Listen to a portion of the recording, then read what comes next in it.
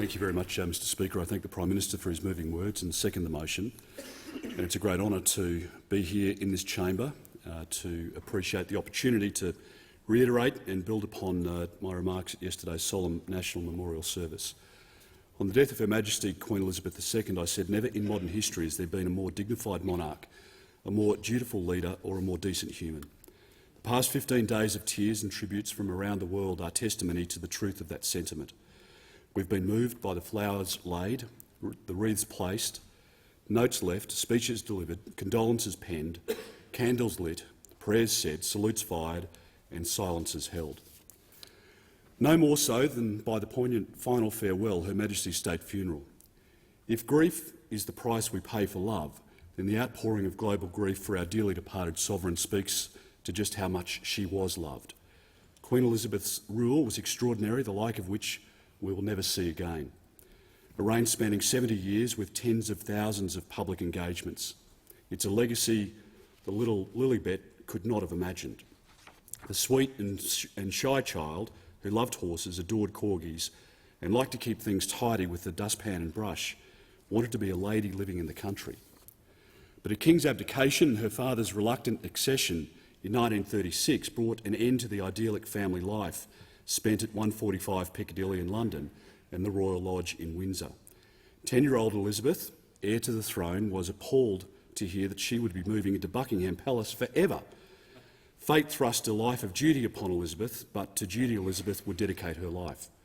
For only 4 years later, in 1940, the teenage princess, matured by war, made her first radio broadcast, reassuring evacuated children that all will be well. Indeed, 80 years on, in one of her last broadcasts, she would echo those sentiments of comfort to those isolated and separated by COVID-19. We will meet again, she said. After turning 18, she contributed to the war effort as an army mechanic and learnt to drive trucks. Aged just 25 years old, she succeeded her father on the throne, inheriting a shrinking empire and a country trying to carve out a new patriotic identity in the Cold War world. Upon one young person, so much was expected by so many. Elizabeth neither yearned for a return to empire nor sought to reinstate it. She had the strength to venture beyond the safeties of the past, knowing that the path to modernity must be forged differently. An emphasis not on the people serving the monarch, rather on being a monarch who tirelessly served the people. She set a new course, giving herself, her heart and her soul to the Commonwealth, to champion, as she described it, that equal partnership of nations and races built on friendship, loyalty and the desire for freedom and peace. That commitment saw her travel the world. She covered more than 1.5 million kilometres, visited more than 100 countries, met many thousands of people and hundreds of leaders. With characteristic humility, she greeted all those she met with courtesy, treated them all as equals and offered an attentive ear. It was, however, Churchill, Reagan, Obama and Mandela who left a lasting impression. She said of the latter that the most gracious of men has shown us all how to accept the facts of the past without bitterness. Her historic trip to the Republic of Ireland in 2011 exemplified that spirit of reconciliation. Our sovereign had a deep affection for Australia, visiting on 16 occasions between 1954 and 2011. She opened our new Parliament House in the Sydney Opera House. She attended the Commonwealth Games in Brisbane and in Melbourne, lit the eternal flame at the base of the cenotaph at Melbourne's Shrine of Remembrance, and met construction workers in a tunnel of the Snowy Mountains hydroelectric scheme. Beyond our capital cities, she visited places in every state and territory: Alice Springs and Albany, Dubbo and Devonport, Mackay and Mildura, Tamworth and Townsville, Whyalla and Wollongong, and more besides. She looked forward to meeting people from remote locations who, she said, have been such a distinct and enduring part of the Australian way of life. The Queen would admit that she always felt a special bond with a people whose creative energy and collective ambition is leavened by genuine warmth, generosity and humour. She admired that Australian trait to honour those who go about their essential business without fuss or media attention. But of course, wherever the Queen went, crowds choked the streets, cheering and clapping and waving flags to express their adoration. as of course did Prime Minister Menzies. His fulsome and awkward tribute in 1963, quoting English poet Thomas Ford, perhaps now strikes a different chord. I did but see her passing by, and yet I love her till I die. Queen Elizabeth lived through the pivotal events of the 20th and 21st centuries: wars and conflicts, depression and recession, decolonisation and independence, the race to the moon and the attainment of civil rights, the brilliance of Olympic Games and the barbarity of terrorism, the sorrow of natural disasters and the solitude of pandemic. She was a realist and an optimist, stating, "I've lived long enough to know that things never remain quite the same for very long. The future is, as ever, obscure. The only certainty is that it will present the world with new and daunting problems. But if we continue to stick to our fundamental ideals, I have every confidence that we can resolve them." Elizabeth presided over an era of remarkable technological change. In 1983, she reflected, "In the years I was born, radio communication was barely out of its infancy. There was no television, civil aviation had hardly started, and space satellites were still in the realm of science fiction. When my grandfather visited India in 1911, it took 3 weeks by sea to get there. Last month I flew from Delhi to London in a matter of hours." 1957 saw her first televised Christmas message. Year after that inviting, warm and familiar face of our Queen with her radiant smile, it would beam into our living rooms year after year. Most never met her, of course, but felt they knew her. We drew on the wisdom of her words and on the comfort of her voice. As technology evolved, she embraced its changes. As we got to see more of the Queen, we saw more of her cheeky humour and her sense of fun. Her joy at the racecourse, her quip at the G7 leaders' photo shoot with her dry sense of humour. "Are you supposed to be looking as if you're enjoying yourself?" she said. Her Olympics cameo with Daniel Craig delivering a perfect "Good evening, Mr Bond." And most magically, her tea with Paddington Bear, confessing that she too hid marmalade sandwiches. Despite being royal, the Queen was rarely ostentatious. Many of her habits, as we know now, were frugal, eating cornflakes out of Tupperware, turning off lights to save electricity, and using 2-bar electric heaters instead of lighting grand fireplaces. Like us, she had her own television show favourites: Downtown Abbey, Dad's Army and Doctor Who. Churchill was right in his assessment. She was a lady whom we respected because she is our Queen, and whom we love because she is herself. Each year the Queen took a summer break at Balmoral Castle in Scotland. There she fleetingly lived out her alternative life as a country lady. Her dedication to duty rarely saw her down tools in paving the royal road of service.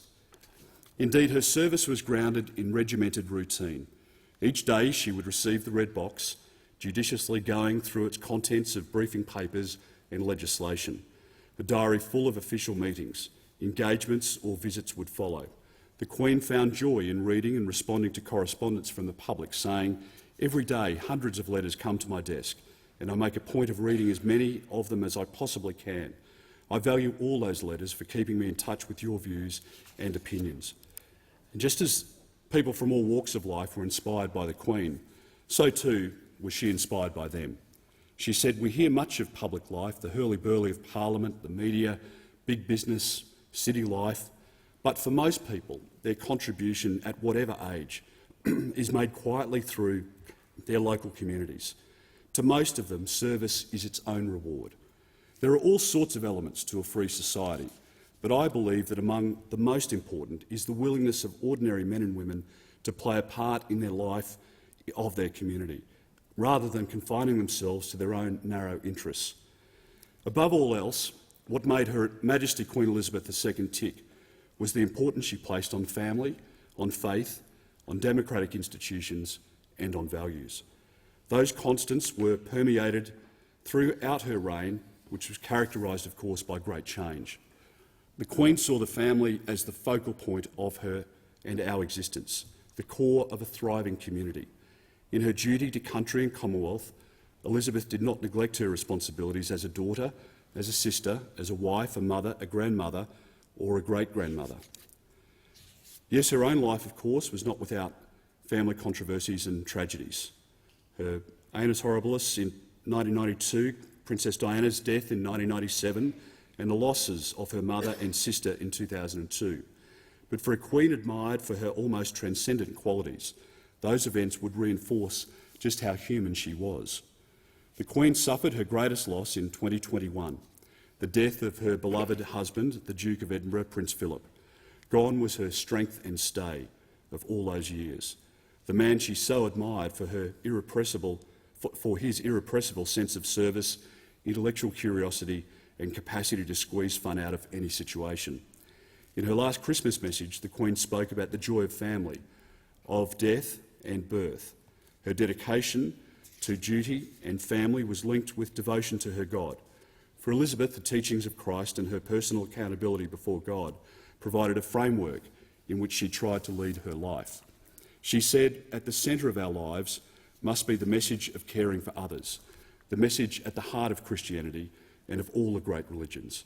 The Queen spoke often about the Good Samaritan parable, how we are all neighbours who depend upon each other, no matter our race, creed or colour, that we all have something to learn from one another, whatever our faith, whatever our background, whether we be young or old, from town or countryside.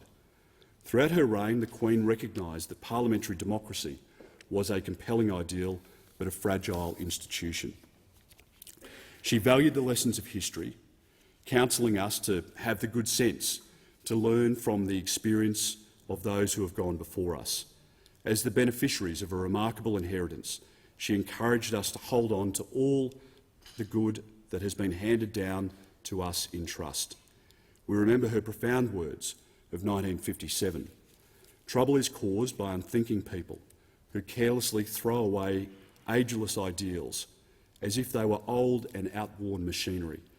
They would have religion thrown aside, morality in personal and public life made meaningless, honesty counted as foolishness, and self-interest set up in place of self-restraint. And she stated in 1990 that nowadays there are all too many causes that press their claims with a loud voice and a strong arm, rather than with the language of reason. Mr Speaker, the record attests to the achievements of the second Elizabethan age. She left the monarchy in a stronger position than the precarious one she inherited. But perhaps Her Majesty's greatest triumph will be a renaissance of the virtues and values she embodied in life. Virtues and values which we still admire, but which are often wanting in a more retributive, revisionist and self-entitled world today. Those of duty, of service, of sacrifice, of fortitude, of stoicism, of grace, of humility, of generosity, of forgiveness and empathy. May our dearly departed Queen inspire the very best in Australians for generations to come. Mr Speaker, over the course of the last fortnight, Australians have been glued to their television sets, to their devices, where they've embraced the story, the recounting of the many interactions that the Queen has had with people in the United Kingdom, here in Australia and of course abroad. It is a time to celebrate our connection with our British heritage. I acknowledge the presence in the chamber today of the High Commissioner, a very dear friend of our country and a great ambassador for her own country. The way in which the Prime Minister, the Governor-General and the delegation that they led represented our country in the United Kingdom over the course of the celebration of the Queen's life and the commemoration services that were conducted in London was a great credit to each of them and was a great moment of honour for our country. Today we say with heartfelt gratitude, good night to the Queen. May she rest in peace, in eternal peace, and long live the King.